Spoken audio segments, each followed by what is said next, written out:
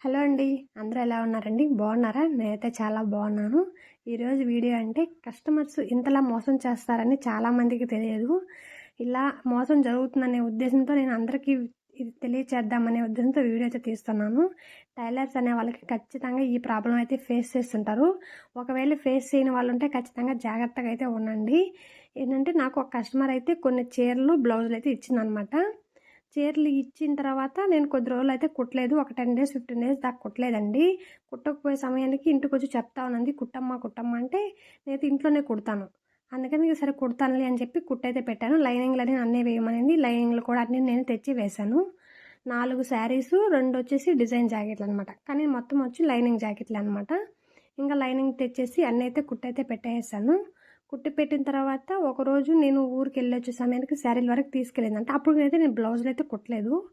శారీల వరకు తీసుకెళ్తే ఇంక బ్లౌజులు అయితే ముందే కట్ చేసి పెట్టినాను పక్కన. నేను లైనింగ్లు తెచ్చి పెట్టుకోవడానికి. ఇంక చీరల వరకు తీసుకెళ్ళింది.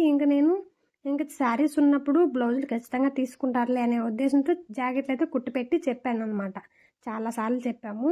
కానీ తీసుకుపోలేదండి. ఆమె ఏం చేసిందంటే ఆ శారీస్ అనేటివి వాళ్ళ రిలేటివ్స్‌కి ఇచ్చిందంట. ఒక్కోటి ఇచ్చేసిందంట. ఆ విషయం నాకు తెలీదు. ఆల్రెడీ నా దగ్గరకొచ్చి 2 బ్లౌజులయితే నేను ఇచ్చేసాను.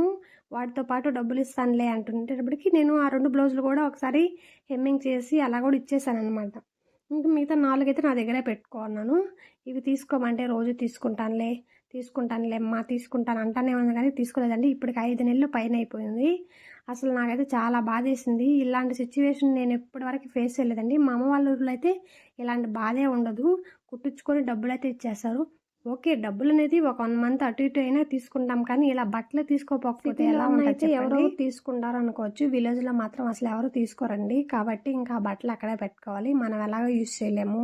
ఇంకా బయట వాళ్ళు ఇంకా ఎవరు ఇక్కడ తీసుకోరు. సిటీలో అయితే ఎవరికొకటి ఇచ్చినా కొంత అమౌంట్ అయితే వస్తుందనుకోవచ్చు. ఇంకా అవి అలానే పక్కనెట్టి పెట్టేశాను. అవి చూసుకున్నప్పుడంతా చాలా బాధేస్తుందండి. మొత్తం బిల్ అయితే రూ. 1000. రూ.